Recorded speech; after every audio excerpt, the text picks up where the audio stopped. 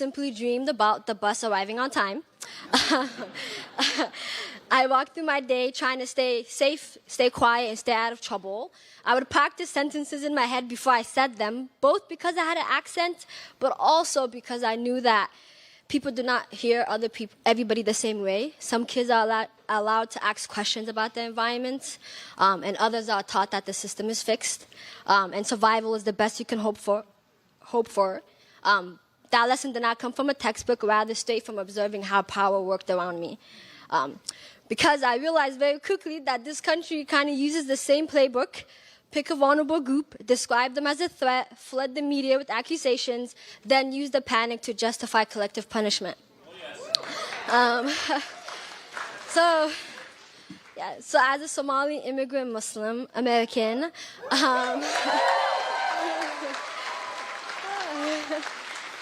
thank you. I miss Seattle.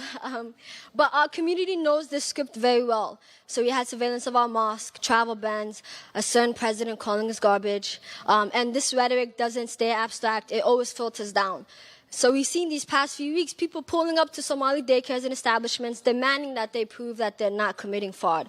They're literally harassing our neighbors and our children because they believe that we inherently are untrustworthy. This is what sustained dehumanization does. It starts as language, it becomes a belief, and then it shows up in real places with real consequences. But this playbook is not exclusive to us. So we've seen after the Supreme Court Dobbs reversal, reproductive care became a battleground, forcing people to travel, delay care, or carry pregnancies against their will. Trans youth were being turned into political targets, with lawmakers trying to criminalize their doctors, families, and their very existence. Immigrant policies have also forcefully ripped families apart by design, turning humans into case numbers and seats on deportation flights. But this is exactly why city leadership matters, because when national politics become cool, cities still have power. Local governments can either reproduce harm or they can interrupt it. To be clear, a city cannot fix everything. A mayor is not a superhero. But local leadership can organize protection at the scale of daily life. Because rights are not just words, they're practices. Rights exist in whether you can walk down the street without being harassed, whether your kid can learn without being signaled out, and whether you can access health care, whether you can worship without being watched, and whether your family can stay together, and whether you can be queer in public without scanning the room first. And the difference between feeling the full weight of federal cruelty or being shielded by it comes down to interruption. How will we protect each other? How will the mayor interrupt those who wish to harm our city and our community? The truth is, I am standing here today because my life was interrupted by people who constantly refuse to let systems decide my ceiling. Like Rainy Beach High School teachers who noticed me and stayed past the semester, community organizers at Wall Block who taught me that policy is something you can shape, not survive, interrupted by Katie Wilson, who trusted me early before I was polished when I was just a young high schooler trying to get to school on time. Exactly.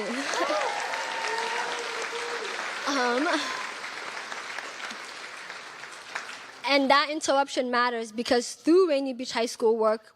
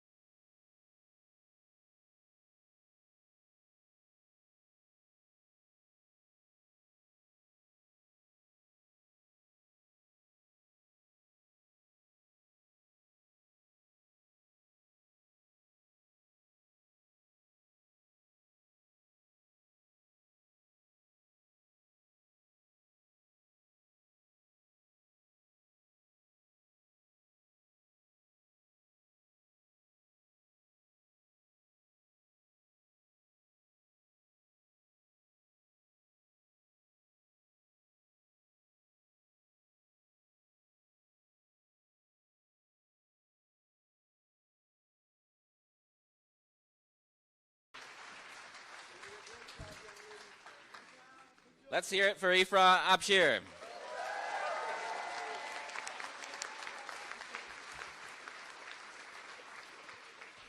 Our next speaker is Jarvis Capuchin. He's an organizer with the self-managed homeless organization Nicholsville.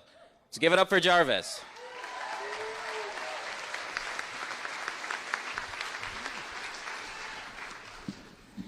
Well, I don't know if I can follow Abraham. That was great. Good morning, everyone, and Happy New Year. I'm thrilled and honored to be asked to speak before you today here as we celebrate the inauguration of our new mayor, Katie Bill Wilson.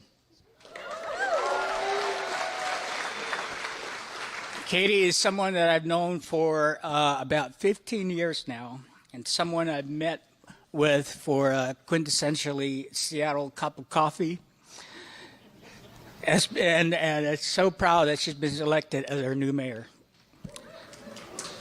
For years, I've been a participant in grassroots self-managed homeless-led organizations, and often we'll meet with elected officials, mayors, council members, and the like. Funny enough, I was just talking to her earlier. We were upstairs in the mayor's office. It's the first time I've been in the mayor's office since Mayor Murray 2 years ago.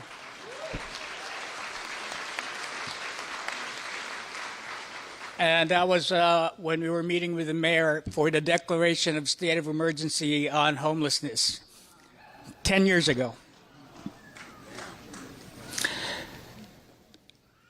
So I'm ecstatic that our new mayor is someone I'm on a first-name basis with and consider a friend. A mayor that has been in the trenches with us, so to speak, during the numerous times we did direct action, from rallies to sleep-outs, and advocating for low-income and homeless people.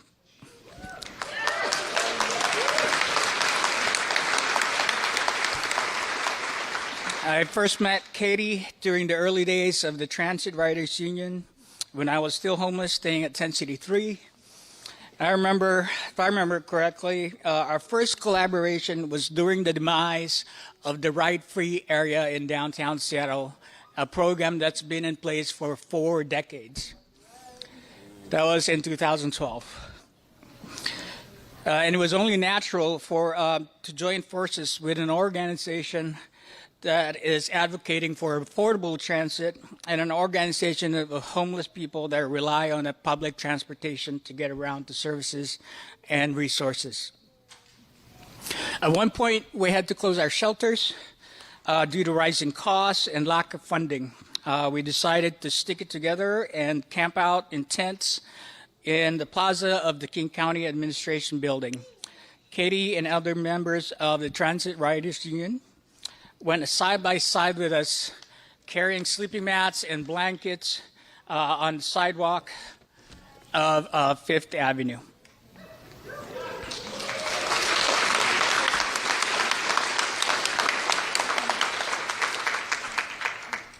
Katie and I played a lot of Scrabble together. Mostly after brainstorming sessions. Sometimes she'd call me for coffee or a beer, just to try and play and beat me in Scrabble. She got me on those 2-letter words that are really beyond, you can't really use in ordinary conversations. I think we started playing, though, when she joined our delegation of homeless people to Olympia, when All Home tried to change how HMIS, the Homeless Management Information System, is administered in our state, from opt-in to opt-out. In essence, they try to get rid of informed consent. And they failed because a large delegation, including some of the Transit Riders Union members, joined with us talking to state senators and state representatives. So we succeeded, and informed consent remains in place.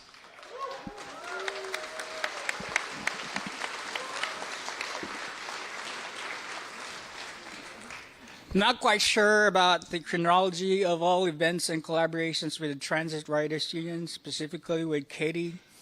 At one point, along with Share Wheel, Nicholsville, the Transit Riders Union, SAFE, and Real Change formed a coalition. At the time, we called ourselves the Committee to End Homelessness in King County, or Occupy CEHKC. We're working to put pressure on the agency to take substantive action to solve homelessness and prioritize the safety and survival of homeless people.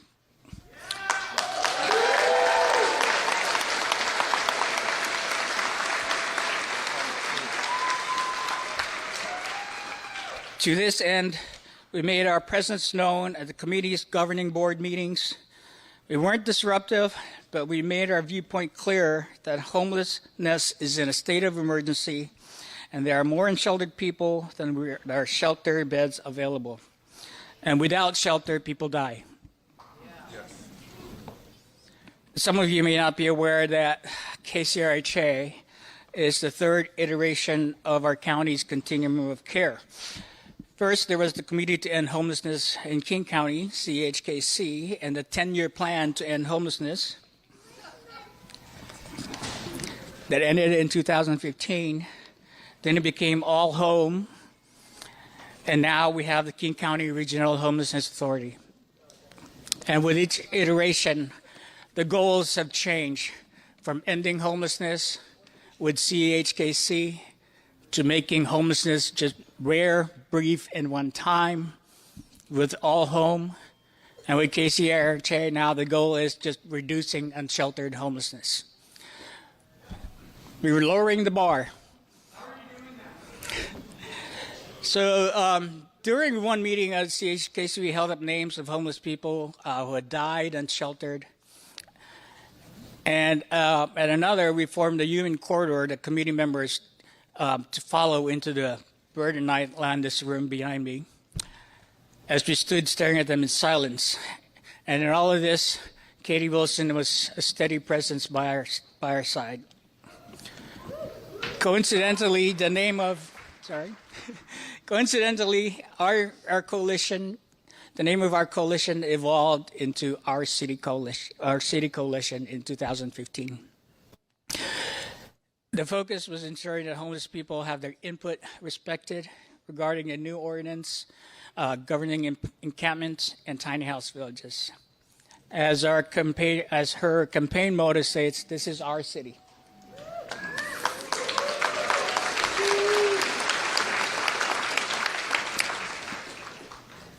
Not everything the coalition did went smoothly. Funny story.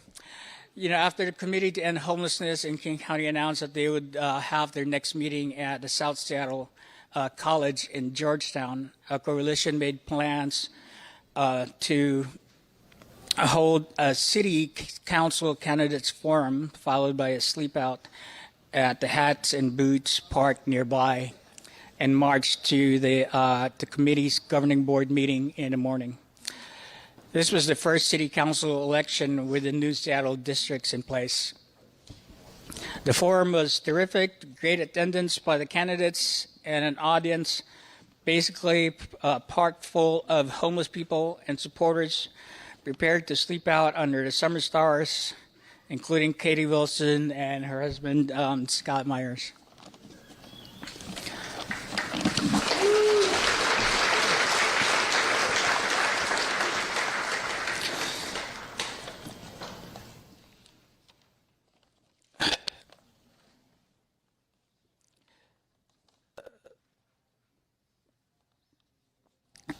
So during the sleep out around 4 a.m. in the morning, someone from the Parks Department that helped us get the permit for the sleep out at Hatton Boots Park forget to tell the supervisor for the park to turn off the water sprinklers. 4 a.m. Water sprinklers start going off, and we're all like, we just keep hearing people shouting, and we were all getting soaked. Nice way to wake up. So I'm pretty sure I'm forgetting some because there's been plenty of numerous actions that we did alongside Katie and the Transit Riders Union, including the formation of the Stay Healthy Coalition, advocating for renters' protections and rights. We managed, with Katie's leadership, we have managed to accomplish a lot. And I'm pretty sure with us working with Katie as we start the year and her new administration, I'm hopeful and excited of what we can accomplish together. With her leadership,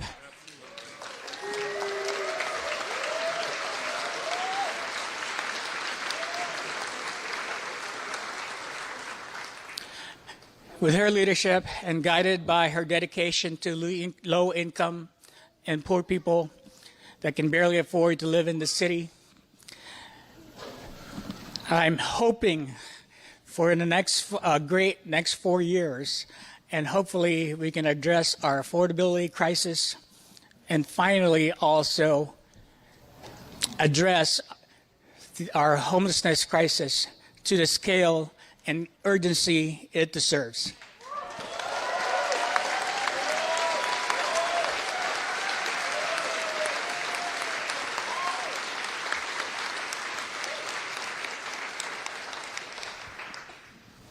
I'm pretty sure that's a tall task, but I'm sure any surprises or challenges along the way, I'm pretty sure Katie, Honorable Mayor Wilson, I'm going to stop having to call you that.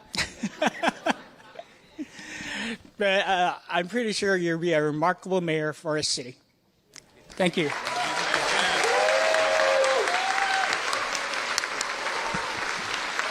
Let's hear it for Jarvis Capuchin.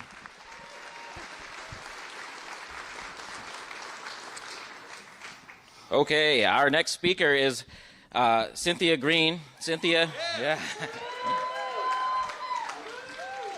Cynthia is an 8-decade resident of Seattle who grew up in the Central District, and she is the namesake of the Cynthia A. Green Family Center in Skyway.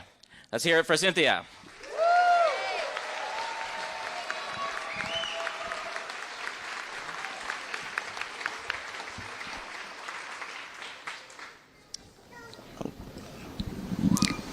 Good morning. Morning. My name is Cynthia Green, and this morning I have the honor of standing before you as a witness to history.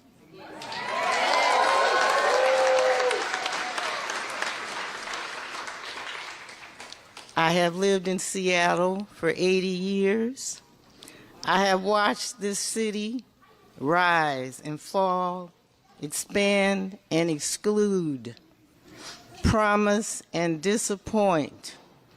I have seen prosperity arrive with promises and too often leave with people's homes, history, and dignity in its wake. I've seen leadership come and go, some earnest, some ambitious, and some more concerned with being remembered than with remembering the people. Yes.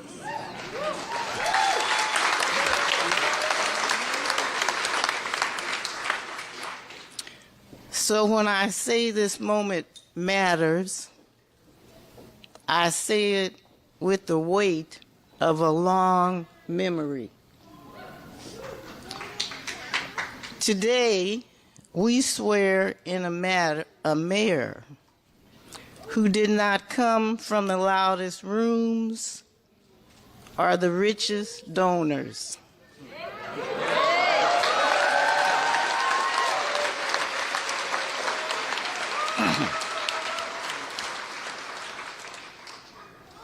But from the long work of organizing,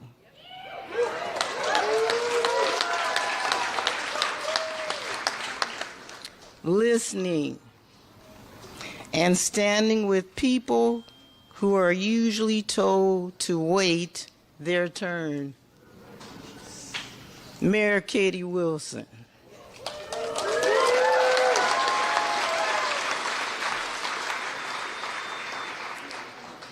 My family endorsed Katie early. In her, we saw the type of person this world needs more of.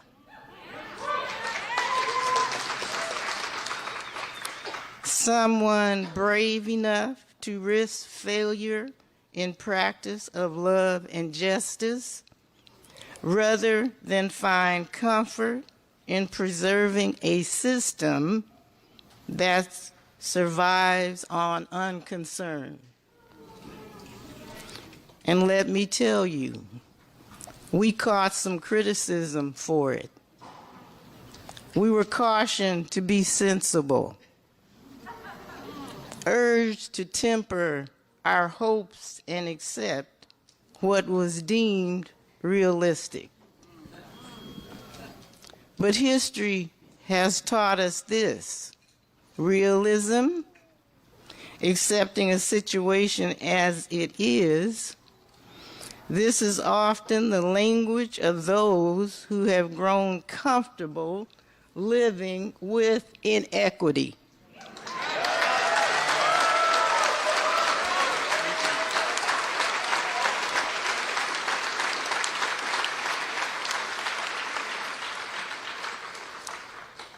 And who would prefer others to do the same.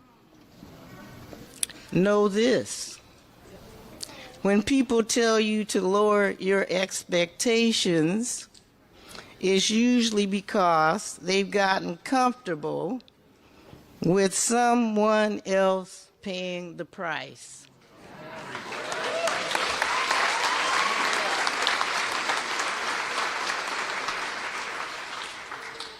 We did not waver because it was time, not just for change, but for a new vision. And the people of Seattle agreed.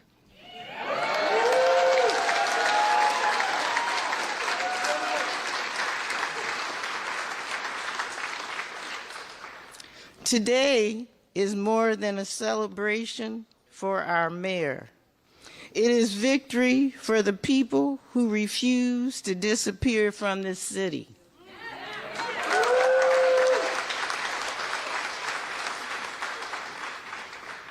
For young people chartering a future clouded by decisions they did not choose. For elders who stayed when staying itself became an act of courage. For mothers and kinship caregivers keeping families together with too little support. For artists who gave Seattle its voice, even as they struggle to keep a roof over their heads.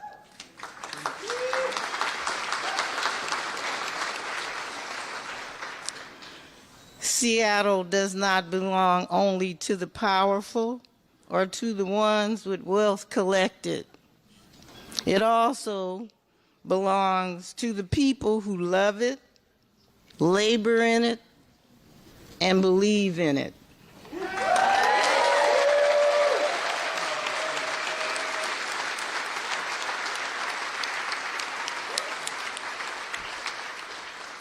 This is our city.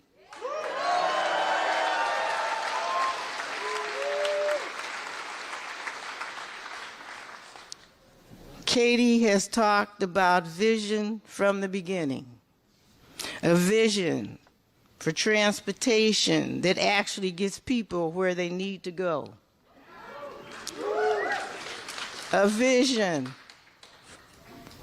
for housing that understands a simple truth, that the people who work in this city ought to be able to live in it.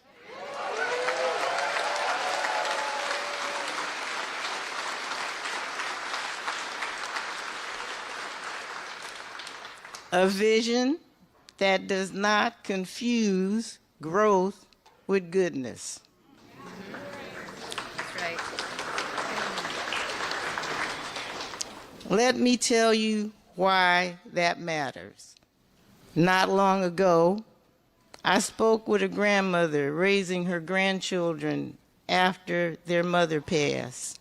She did everything right, worked when she could, kept the kids in school, paid what she could toward the rent, but when her hours were cut just a little, the rent didn't bend with her, the notice came anyway. That family didn't lose their home because of a lack of effort. They lost it because the system makes no room for care, for illness, or for loss. That's not a personal failure. That's a policy failure.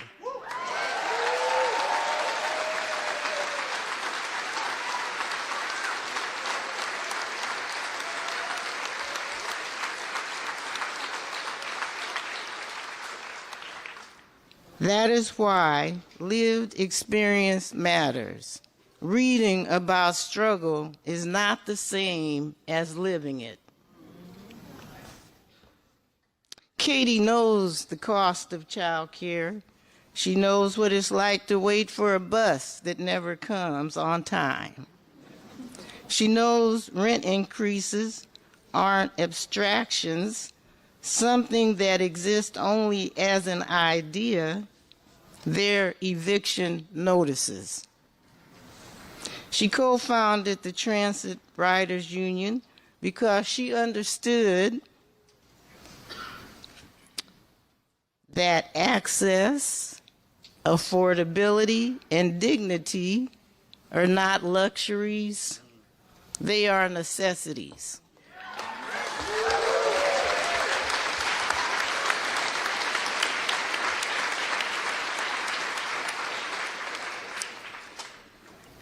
And she didn't just organize for change when it was fashionable.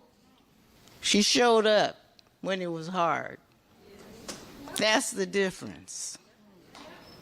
So, Mayor Wilson, the path ahead will be hard.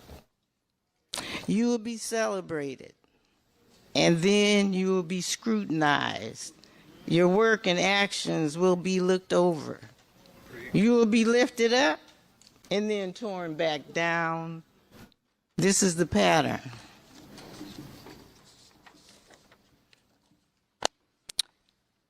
And when those days come, and they will come, I want you to remember this: you are not alone.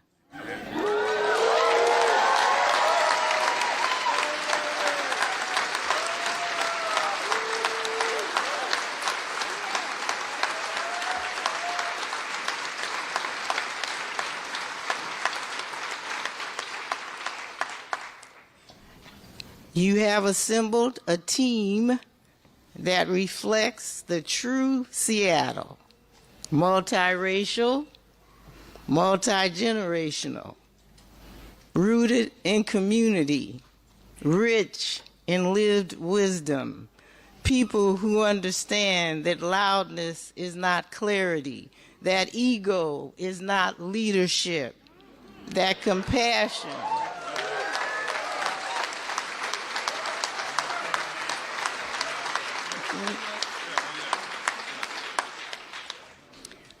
that passion is not weakness. You have a city that chose an organizer to lead it. Because organizers have been guiding us all along.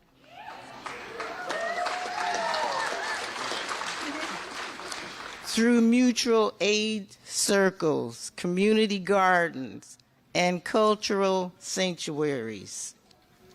Seattle's heartbeat has always lived at the grassroots, and now that heartbeat has a seat at City Hall.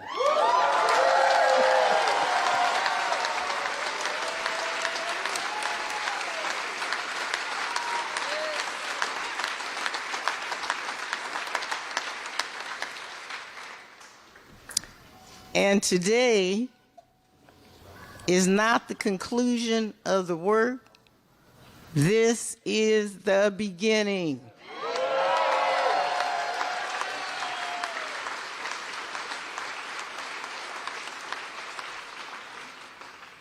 For the first time in a long time, I feel that something has been withheld from too many people in this city for far too long. Hope.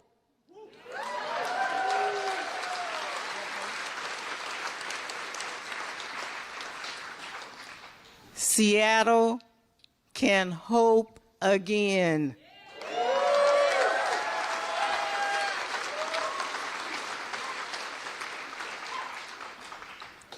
Hope that no future worth building can be purchased with the suffering of the most vulnerable.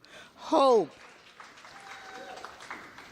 insists that leadership is not serving the few while managing the many,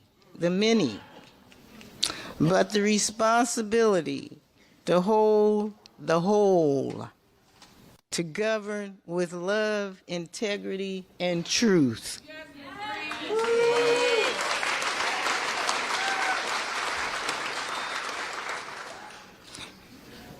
And hope understands that love lives in small, faithful acts, repeated daily, until they gather enough strength to restore a city.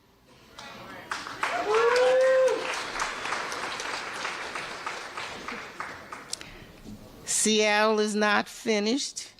It is a place still becoming, a city waiting to be born again.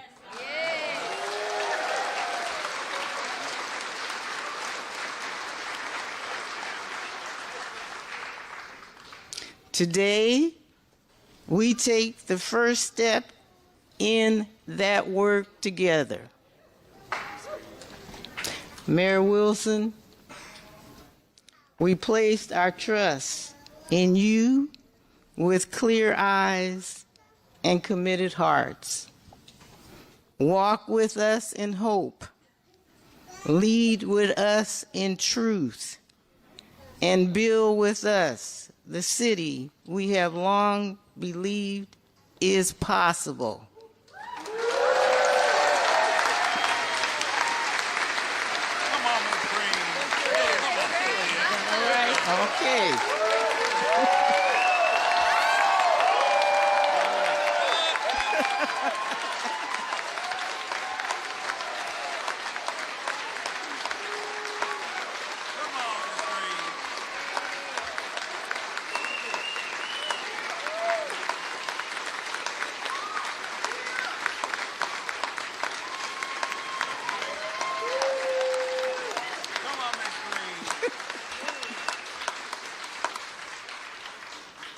I just wanted to add congratulations. Good job, Ms. Green. You know I love you.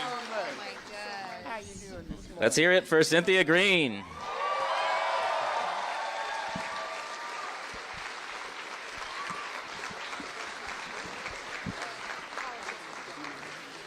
All right, our final speaker before we get to the oath of office is John Burbank.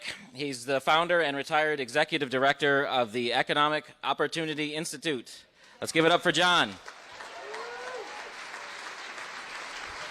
Try to speak up if you can.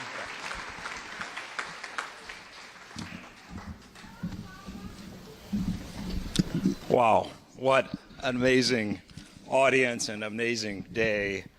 And thank you, Cynthia. That was just such a marvelous talk. Thank you, Scott, for adjusting the microphone. But all the way, we should know that Scott happens to be one of the best bagel bakers in the city of Seattle. And a very special thank you to Katie Wilson, to Scott Myers, and Josie. And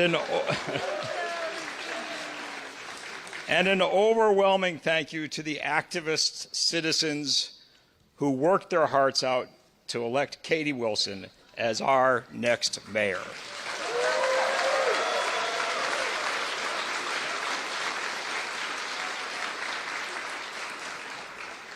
Katie ran her campaign with a theme of, "This is your city." And you embraced that theme. You built on it, and you made it real. Now, we must celebrate the fact that this is our city.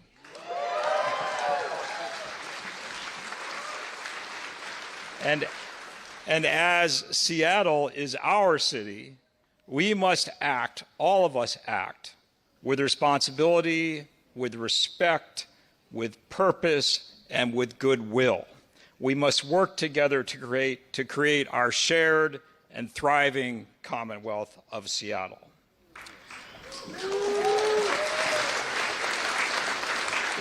We cannot sit back and simply cheer our new mayor.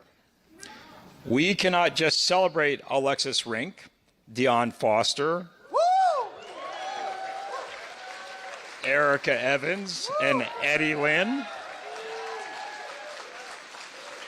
We know that Mayor Wilson and these newly elected leaders will work hard to create equity, justice, and well-being for all of us. But to make that a reality, all of us must participate.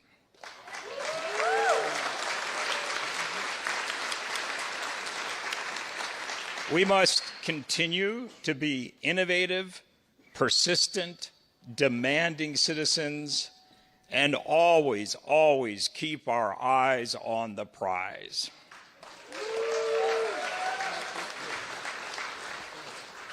Katie Wilson and Scott Myers bicycled to my office in 2011, coming in, dripping water off their rain gear and onto our carpet, and eager to develop and trade ideas about how to make Seattle a better town for working class people. After our talk, they bicycled off in the pouring rain, and 3 months later, they founded the Transit Riders Union.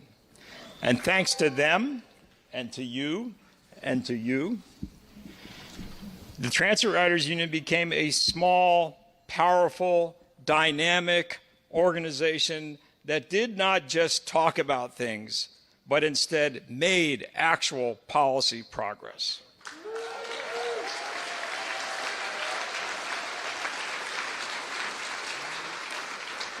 Katie never gives up. The day after Trump's first election, Katie came to my office and said, "Let's start the movement to Trump-proof Seattle."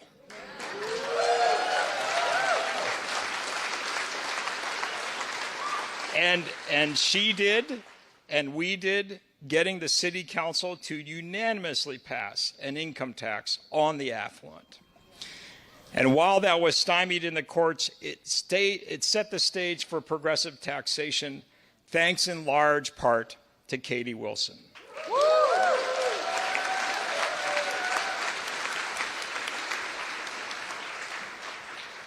Katie was the originator of the Jumpstart tax to fund affordable housing.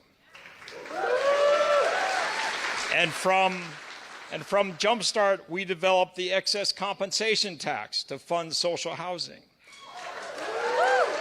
And the voters got it, and their votes for the excess compensation tax catapulted Katie into her campaign for mayor. And that was just 10 months ago.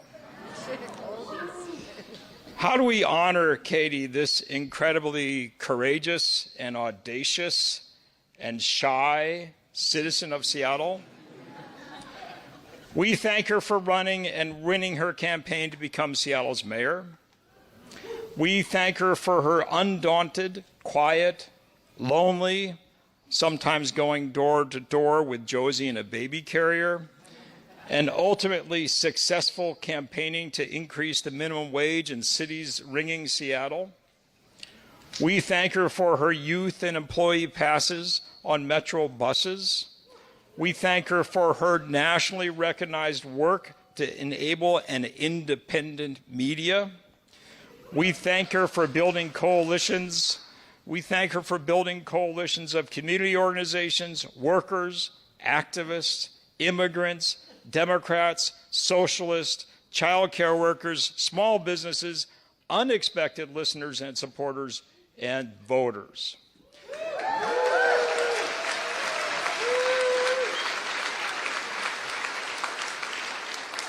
We thank Katie for listening, as she did on election eve, doorbelling in Ballard, when a man came to the door and said he had just had enough of politics and candidates and government. And rather than turning around, Katie listened and wanted to talk with this man. Most of all, we thank her for being authentic, unvarnished, and her own wise self, Katie Barrett Wilson.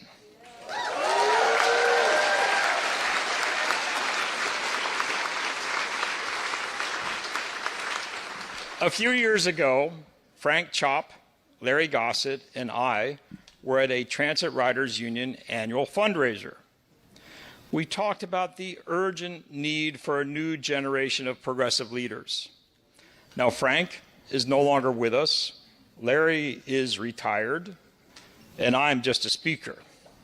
So we tried, and we tried to create progress with incremental victories in an overwhelmingly powerful corporate context.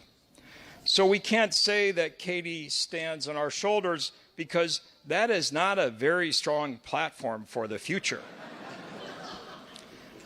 What we can say is that now is the time for fundamental, systemic, and universal progress to build the commonwealth and well-being of our city.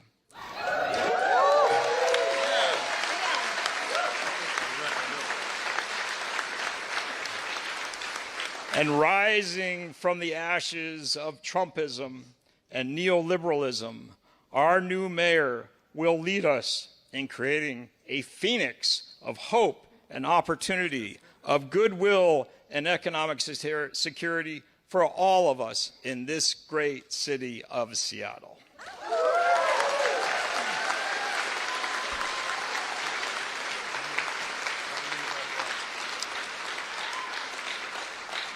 In closing, I would like to mention one more of Katie's qualities.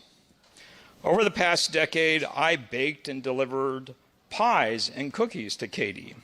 And Katie has a very healthy and almost always eager sweet tooth. My bakery's deliveries were always welcomed and sometimes eaten immediately, even while we were talking. So if you want to get to Katie's heart, talk with her, listen about progressive policy, and act as good citizens. And if you want to get to her well-being, bake some muffins for her.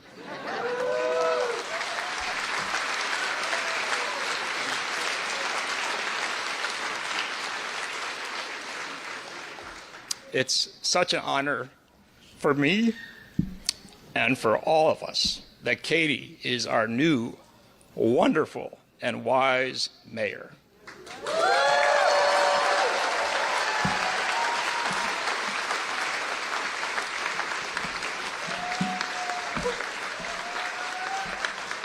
So let's celebrate and then let's get to work. Thank you very much.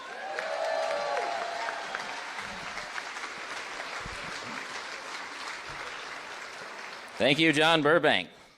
Okay, now it's time to get on to business and administer the oath of office. I'd like to introduce Pauline Vancinas. Pauline is a founding member of the Transit Riders Union, and since 2020, she's also made a name for herself as the Transit Fairy. She's going to administer the oath of office.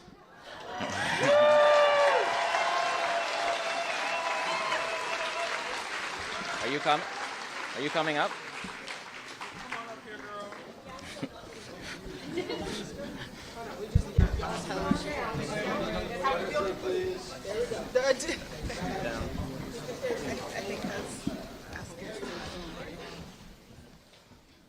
This is Pauline.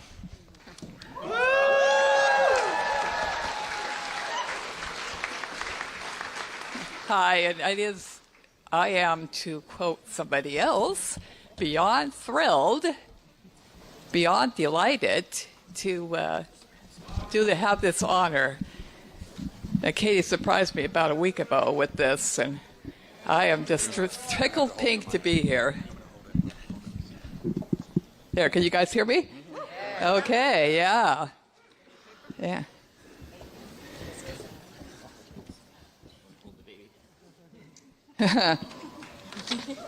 So I think be it with as soon as. Yeah, as I said, I am absolutely thrilled to do this. So, without further ado, Katie. You got it? Okay. That's okay. Katie, please hold up your right hand and repeat after me. I, Katie Wilson, swear. I, Katie Wilson, swear. That I possess all of the qualifications prescribed in the Seattle City Charter. That I possess all of the qualifications prescribed in the Seattle City Charter. And the Seattle Municipal Code. And the Seattle Municipal Code. For the position of Mayor of the City of Seattle. For the position of Mayor of the City of Seattle.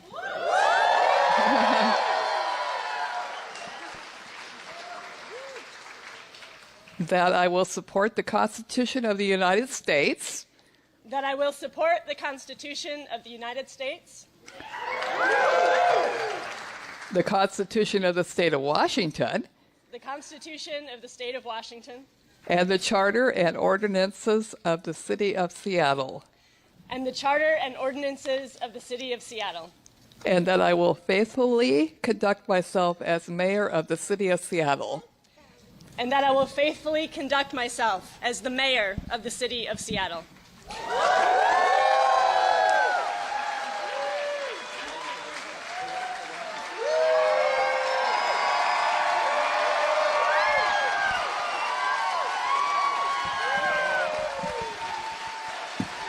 Hey, your new mayor, Katie Wilson. Katie, woo!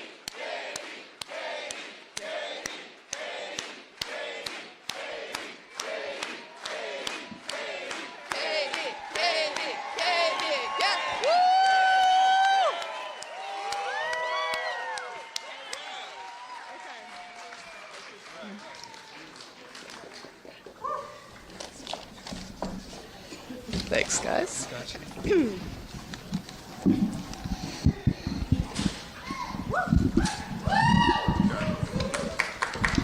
Yeah, just a little bit higher, I guess.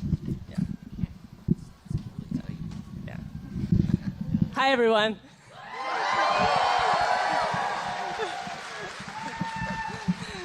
I know you've all been standing for a long time. Just a little longer. So my team asked me if I wanted some help with my speech. And I said, you know, I understand that when I'm the mayor, I'm going to have some help writing speeches. But I feel like maybe this is my last time where I get to just say whatever I want.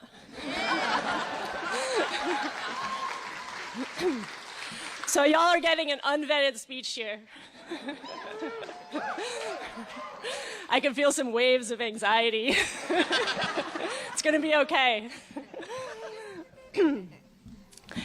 It is such a pleasure and an honor to be here with all of you today.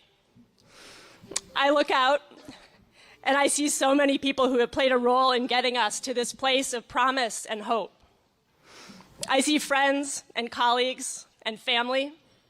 I see people I've known for years and others I just met this year and many others who I don't yet know. I see people whose names are known and celebrated and others whose work is quiet and behind the scenes, but no less important. I see fellow organizers. I see union members. I see tech workers and baristas. I see city employees. I see elected officials, and I know there's at least one former mayor here. I see young people and elders. I see people whose families have lived here for generations, and others who maybe just arrived to make Seattle your home. And to all of you, and to everyone watching from afar, and to all of the people who could not be here today because they are doing the hard, unsung work that makes Seattle run, I say, this is your city.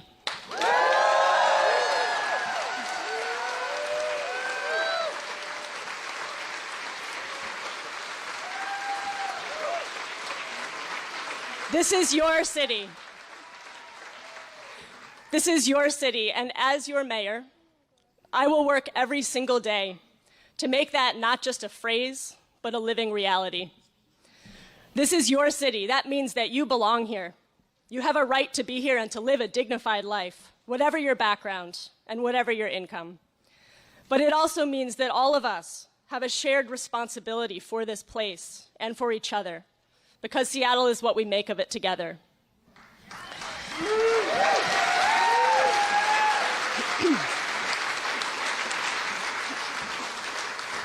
It's hard for me to believe that it's been less than 2 months since the election.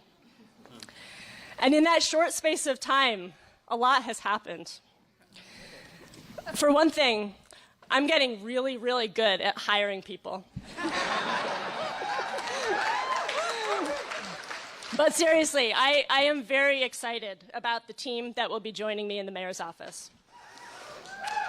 I remember a conversation that I had with my husband sometime shortly after the primary, when it began to look like I might actually become the mayor. And we were talking about what qualities are important in hiring staff, a subject that we obviously knew a lot about. In the end, we concluded that the most important thing is character. Someone might share my vision and my worldview. They might be competent and experienced and effective. But if they're not in this work for the right reasons, if they don't have enough self-awareness to reflect on their own motivations and rise above themselves when needed, then that's not a person that I should put in a position of power.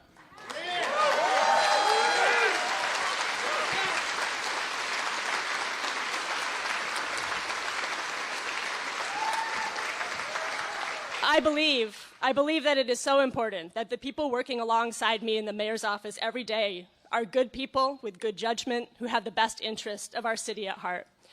And I am filled with confidence and hope for the future, in part because I know that that is going to be the case. We're still building this team, but many of them are already on board and are sprinkled among you here today, and I hope you get to meet them. What else has happened since election night?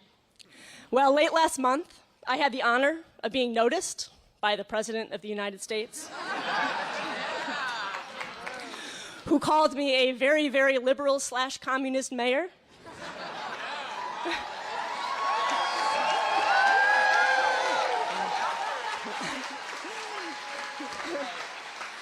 It's nice to feel seen.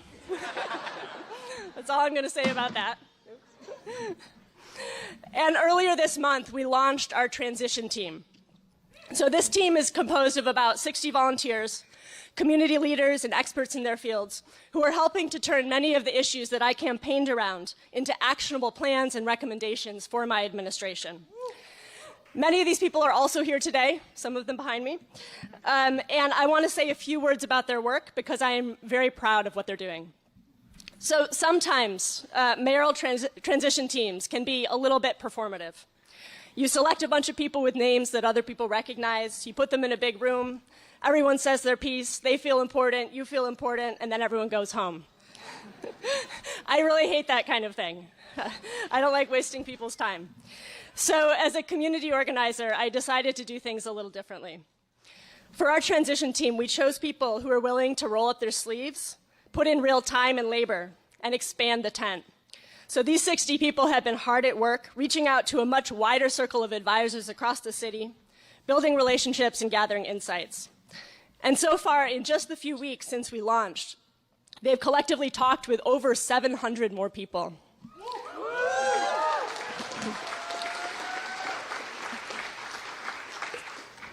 This process will continue through January, and I am so grateful for the work of this team and excited to see the recommendations that they assemble. They're digging into all the subjects you might expect: housing and homelessness and transportation and climate action and workers' rights and public safety and so on and on. But when my transition director first shared with me a proposal for the work groups that we would be assembling, there was one that stuck out to me. It was called Civic Narrative and Major Initiatives. And I was like, what does that even mean? Civic narrative. So that's the story that we tell about our city, our collective identity, who we are and where we're going. Major initiatives. They're what happens when the government teams up with the people and the institutions that have access to vast amounts of capital to put on big events or undertake big infrastructure projects that change the face of our city. Now, to be honest, this kind of city making and the civic boosterism that supports it, surrounds it, has never been my jam. I'm kind of a rabble-rouser. I campaigned on affordability, on homelessness, on taxing the rich.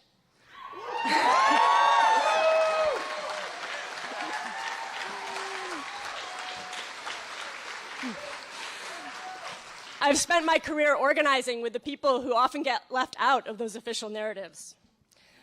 But now I'm the mayor.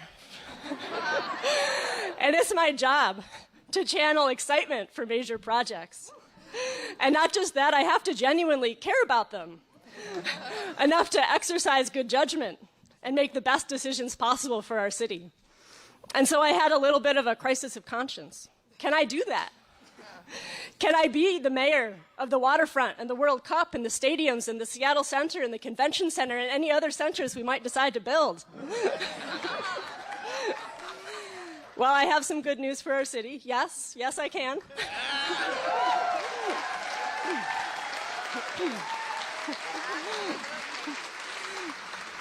I'll do it in my own way, but I can do that. But that also got me thinking about this idea of civic narrative and Seattle's identity. Because the thing about cities is that there's never just one story to be told about them. Seattle is, we all know, a city of innovation. We're a city of software and same-day delivery and cancer immunotherapy and so much more. The kinds of advances that are powered by our tech and aerospace and biomedical industries, by our major research institutions, by the brilliance of our entrepreneurs and our tech workers and our engineers and our researchers. And that's all a core part of Seattle's identity.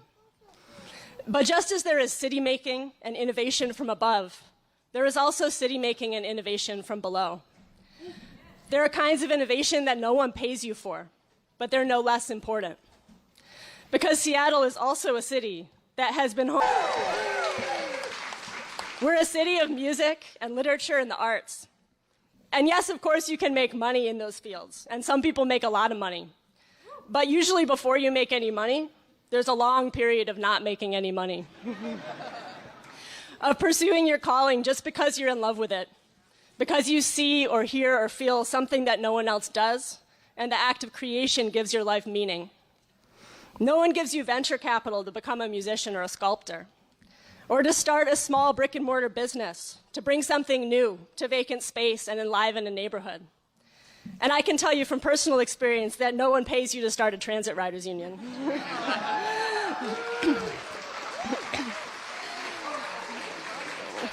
No one pays you to try to change the way power flows through the city, to change who has a voice in shaping our city's future and its politics.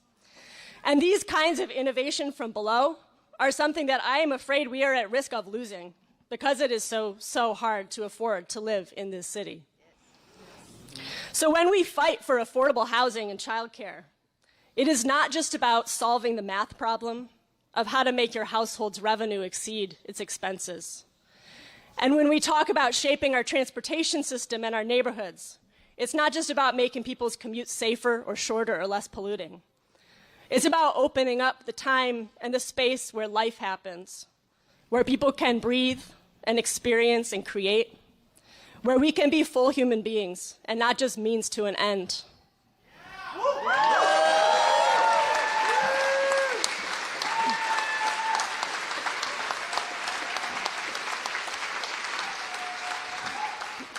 I want to live in a city that honors what you're doing when you're not making money.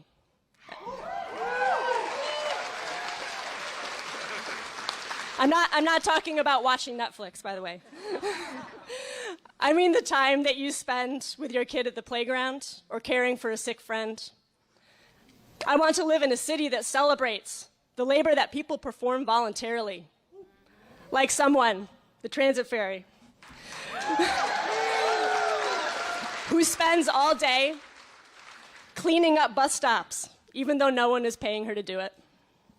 A city that values the pursuits that create beauty and community, whether or not they ever turn into careers.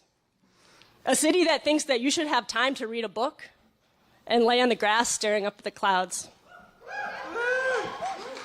Because we need bread, but we need roses too.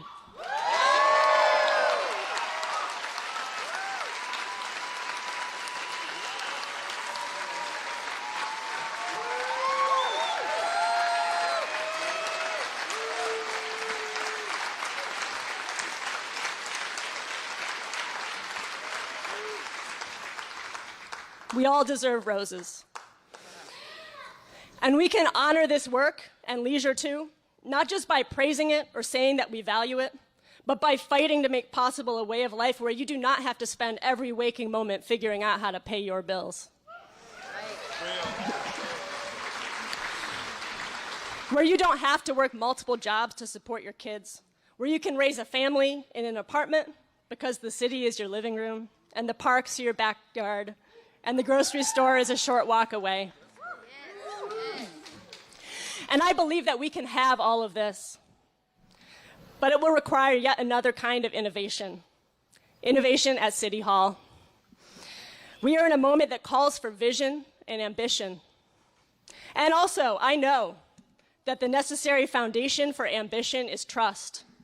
And there is no more important part of my job as mayor than to build up deserved trust, your trust in local government. And that means listening and responding, solving problems and getting results. That means making true, tangible progress on problems like homelessness, where progress has eluded our city for so many years.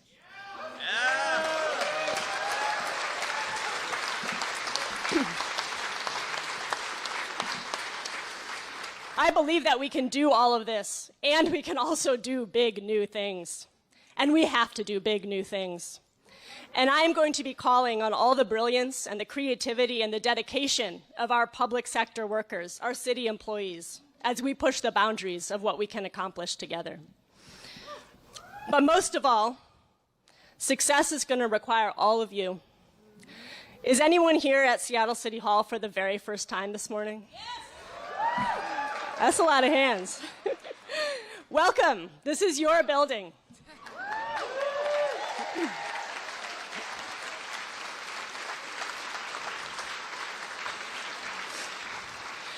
This is your building, and I'm going to need you to come back here again and again and again. Because the progress that we need to make is not just handed down from City Hall. That's not how power works. That's not how power has ever worked. We would not have an 8-hour day or a minimum wage or Social Security without workers organizing and fighting for those things.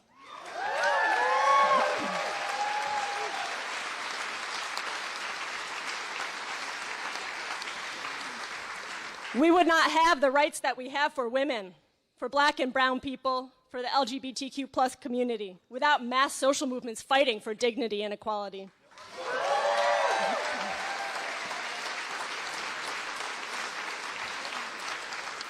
These things have never been given to us without people organizing and demanding change from those in positions of power.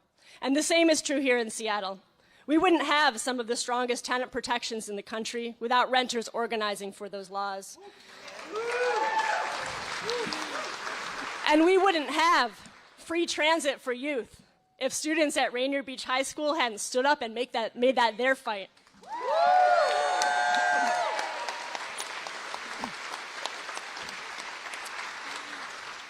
We wouldn't have Jumpstart Seattle without a multi-year grassroots campaign for progressive revenue. And we would not have the highest minimum wage in the country in Tukwila and other cities around King County without people pounding the pavement and knocking on doors and getting out the vote.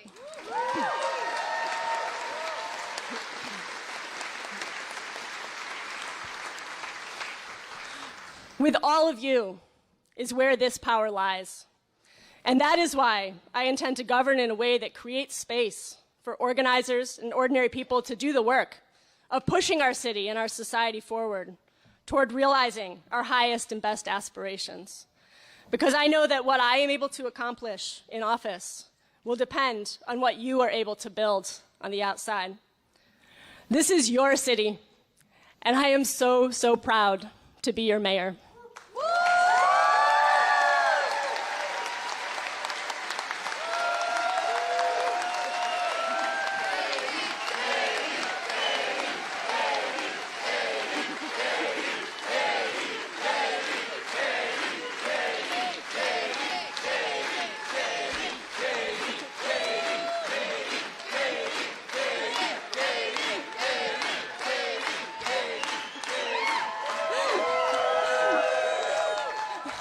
That's all I wanted to say. Let's do this together.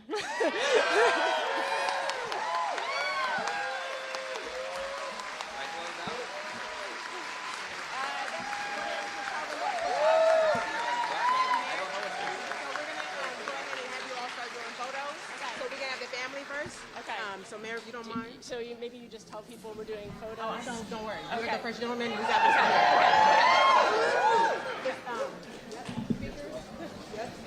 Should we tell people what they should do? Well, yeah, give me 1 second. Okay. Just, you do this part. Yes, ma'am, I got it. Yes. All right, Seattle, are we ready for a new mayor? Seattle, you can do so much better than that. Are you ready for a new mayor? All right. Well, now it's our time to celebrate before the work gets started. So what's going to happen is this. We're going to take a few pictures.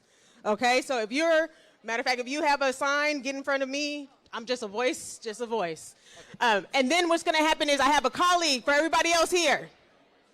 On this side, we're going to start from the Christmas tree this way to start receiving. Okay, if you would like to take a picture with our new mayor and family, we're going to start right here. I have my colleague in a nice yellow. Public office.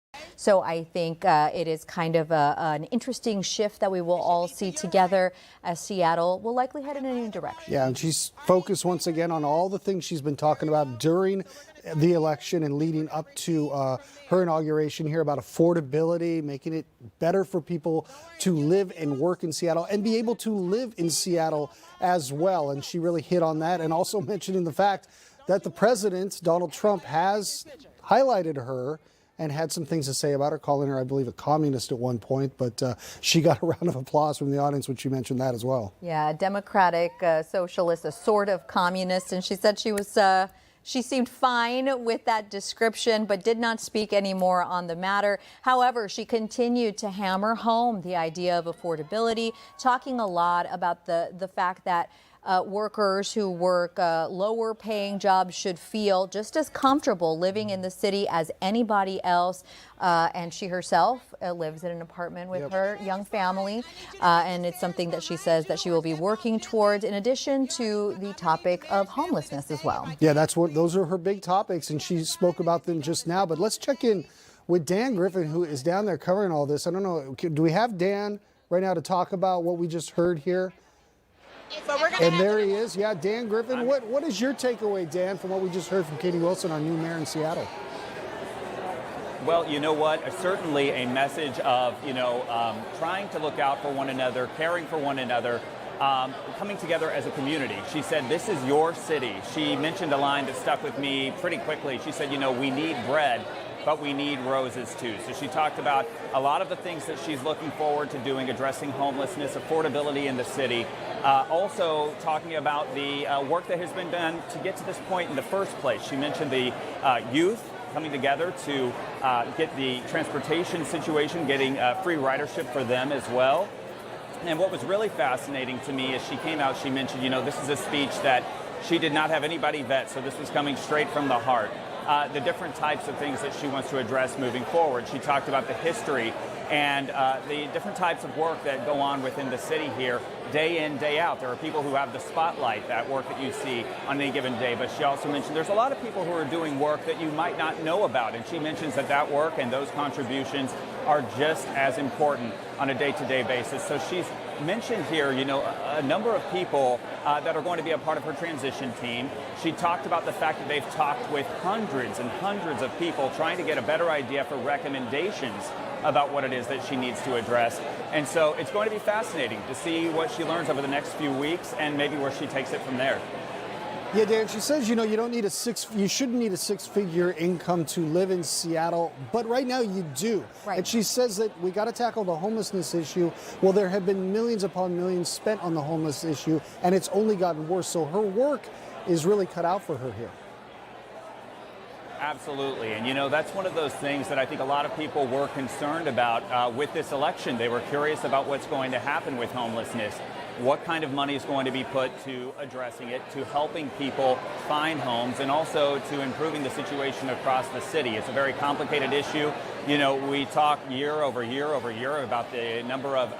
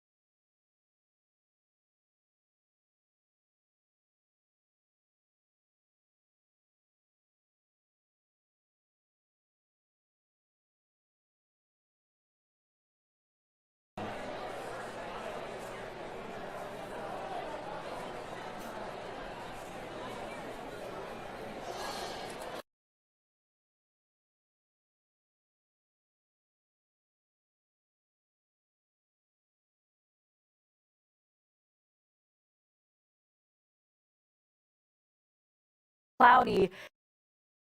Low for a lot of spots. So you take a look right now and it is down to a mile for Everett, less than 2 miles for Snoqualmie Pass, and 4 miles